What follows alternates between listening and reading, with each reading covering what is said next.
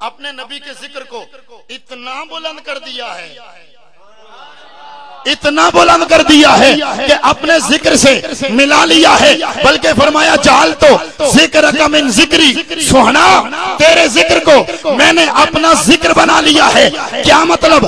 اب کوئی تیرا ذکر کرے میں کہوں گا اس نے میرا ذکر کیا ہے۔ اسی لیے میرے امام نے کہا اکیلے خدا کا ذکر قابل قبول نہیں ہے، اکیلے رب کا ذکر قابل قبول نہیں ہے، لیکن اکیلے محمد کا ذکر قابل قبول ہے، اس لیے کہ رب کہتا ہے میں نے اپنے محبوب کے ذکر کو اپنا ذکر بنا لیا ہے۔ اب جو محمد محمد کرے گا، جو رسول اللہ کرے گا، میں کہوں گا اس نے محمد کا بھی ذکر کیا ہے، خدا کا بھی ذکر کیا ہے۔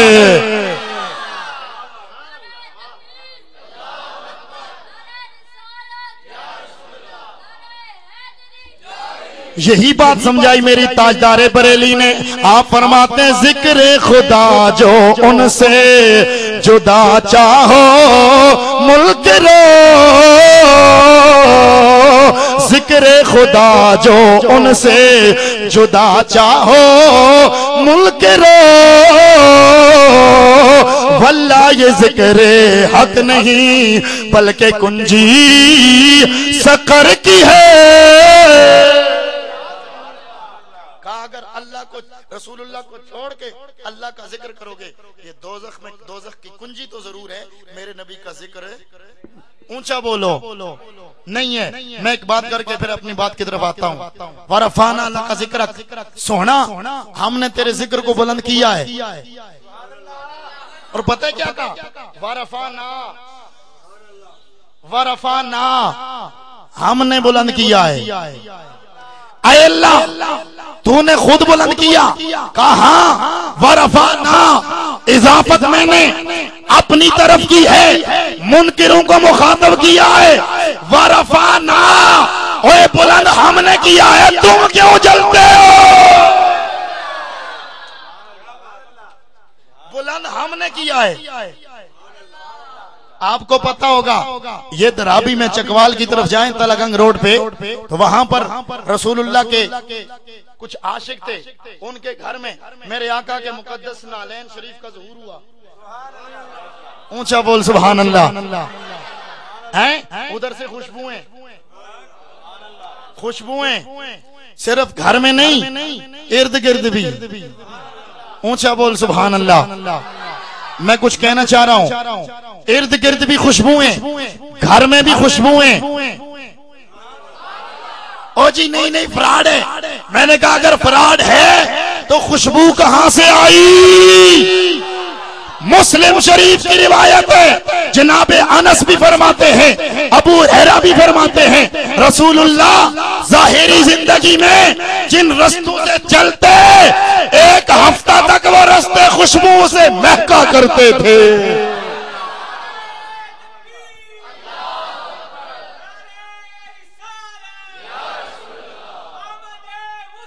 پیار سے بولو۔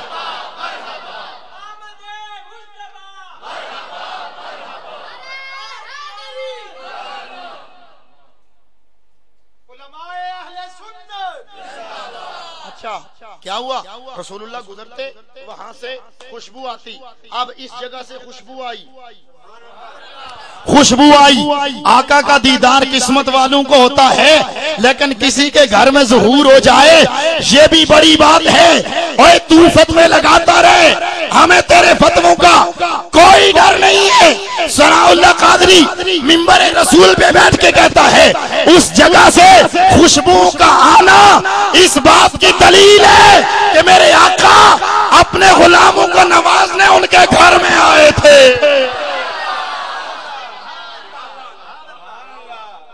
اور اگر تو یہ کہے کہ کیسے آ سکتے ہیں دنیا سے جانے کے بعد، تو میں حوالہ یہ دوں گا کہ جب اشرف علی تھانوی صاحب کے پردادا صاحب میں بالکل کسی کو کچھ نہیں کہوں گا، میں حوالہ پیش کروں گا۔ تھانوی صاحب کے دادا پردادا صاحب فوت ہو گئے، بعد میں مٹھائی لے کے اپنے گھر میں آئے، تو اگر تمہارے پردادا صاحب مٹھائی لے کے گھر میں آ سکتے ہیں تو میرا نبی اپنے غلاموں کو نوازنے نہیں آ سکتا۔ اور دوسری بات، مولانا قاسم نانوتوی صاحب فوت ہو گئے، بعد میں ان کے دو مولوی لڑ پڑے، وہ ان کے درمیان صلح کرانے آئے، ہائے ہائے کہ ان کے درمیان ارواح ثلاثہ صلح کروانے آئے۔ میں نے کہا اگر توجہ کرنا، اگر تمہارے مولویوں کے درمیان ہو جھگڑا، آقا صلح کر، قاسم نانوتوی صلح کروانے کے لیے اور جھگڑا مٹانے کے لیے، شک دور کرنے کے لیے اگر ان کے پاس آ سکتا ہے، تو جب میرے نبی کے میلاد میں لوگوں کو شک ہو، میرا نبی شک دور کرنے عاشقوں کے پاس آ سکتا ہے۔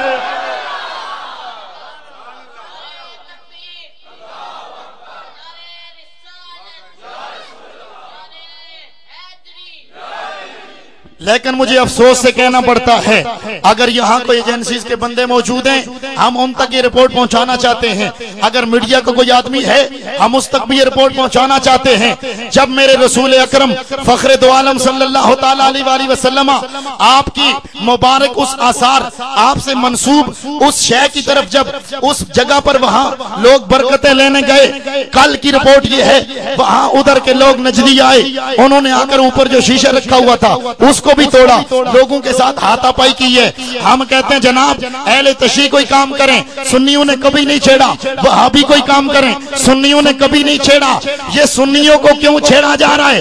ہم پرزور احتجاج کرتے ہیں ایسے لوگوں کے بارے میں، اور ہم حکومت پنجاب سے بالخصوص مطالبہ کریں گے ایسے لوگوں کو کنٹرول میں لایا جائے اور رسول اللہ کے عاشقوں کی دل ہزاری نہ کی جائے۔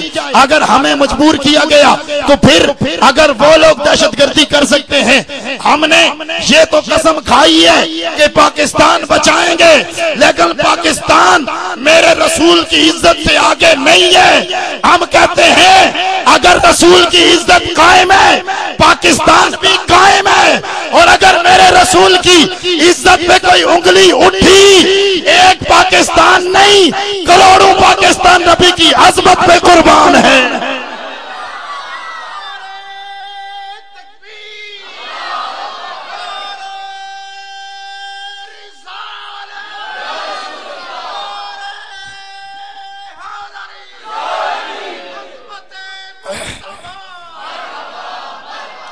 یہ کیوں کیا ان لوگوں نے؟ اس لیے کہ جب دیکھا اب مسلک اہل سنت ہر کسی کے سامنے آ رہا ہے، مسلک اہل سنت ہر کسی کے سامنے آ رہا ہے، انہوں نے انتظامیہ سے رابطہ کر کے ادھر جلوس نکال کے کہا ہو جی یہ فراڈ ہے، یہاں کچھ بھی نہیں ہے۔ میں نے کہا اگر فراڈ ہوتا وہاں سے خوشبوئیں نہ آتی۔ اور سن، مومن کے لیے اتنا ہی کافی ہے، مومن کے لیے اتنا ہی کافی ہے کہ کوئی شے میرے رسول سے منسوب ہو جائے اس کا ادب کرے۔ پیار سے بول سبحان اللہ۔ صحابہ رسول اللہ کے آثار کا کتنا ادب کرتے تھے۔ حضرت عبداللہ ابن عمر رضی اللہ